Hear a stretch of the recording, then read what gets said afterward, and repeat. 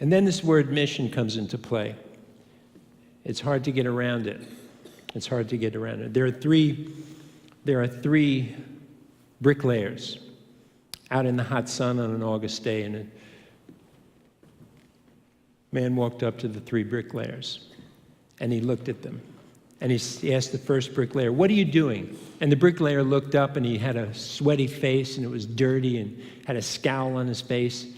He looked up, he said, "I'm making $20 an hour. What do you think I'm doing?" And he asked the next bricklayer, "What are you doing?" And the bricklayer looked up, and he had a dirty face, and he had a scowl on his face, and he was sweating in the hot sun. And he looked up, he said, "I'm laying bricks. What the hell you think I'm doing?" And asked the next bricklayer, "What are you doing?" And this bricklayer looked up, and he was sweaty, and he was dirty, but he had a big grin on his face. And he said, "I'm building a cathedral."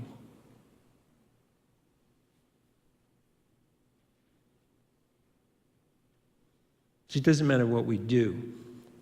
It's what we instill in what we do.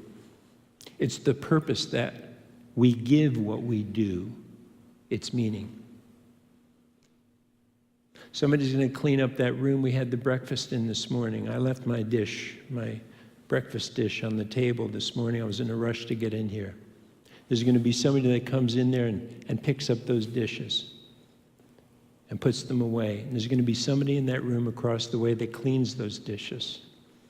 And there's going to be somebody in that room that comes in with a vacuum and cleans up the room. And they can do it two ways. They can do it like the first or second bricklayer, or they can do it like the third bricklayer. And it's just as important about what we do, any one of us in this room. It's what they instill. I'm cleaning this room, and I'm picking up this dish here at this wonderful meeting space that we have here today, to make it nice and clean for the next group that comes in, or when my group comes in at the break, at the lunch, so that they feel good, so they come back and they get the most out of this meeting, and they enjoy the little few minutes that they have in this great little space to eat. And I'm going to make sure that the floor is clean so that it looks really good and people feel good and successful. And it makes me feel good to add that purpose to what I'm doing here. And so we write an insurance policy for somebody. Or we set up a retirement plan for them with proper investments. What are we really doing? What's the real purpose? What's behind it? What's that connection to you and the world and the universe at large?